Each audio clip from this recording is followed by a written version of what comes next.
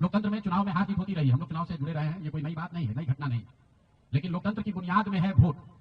सबको वोट देने का, स्वतंत्र होकर वोट देने का अधिकार होना चाहिए।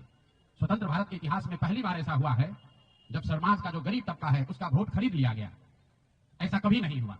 मैं बहुत जिम्मेवारी से कह रहा हूं, 75 साल के देश के इतिहास में ऐसा कभी नहीं हुआ कि सरकार ने गरीब तबके के करोड़ों वोट 10-10 हजार रुपए में खरीदा है, 5.5 रुपया दैनिक के हिसाब से। ये साधारण बात नहीं है। आप जब संविधान लिखा जा रहा था तो बाबा साहब अम्बेडकर ने क्या कहा है, जाकर पढ़िए।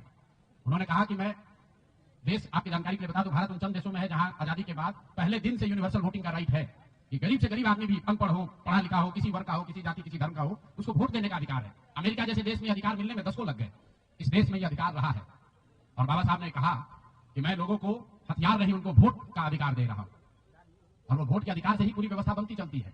सरकार चुनाव के पहले योजना निकालती है कि जो लोग भी गरीब हैं, जो लोग, आप जो कैबिनेट का डिसीजन है उसको पढ़िए, उसमें लिखा गया है कि जो लोग भी इनकम टैक्स नहीं देते हैं और जो सरकारी नौकरी नहीं करते हैं, वो सारे परिवार के लोग, उनको 2-2 लाख रुपया दिया जाएगा रोजगार करने के लिए। और फिर अगले 1 महीने तक सरकारी व्यवस्था लगाकर महिलाओं को 10-10 हजार रुपए देकर उनका वोट खरीदा जाता है।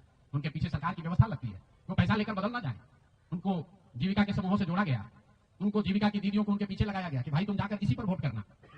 ये हुआ है तब आपको ये प्रचंड बहुमत दिख रहा है।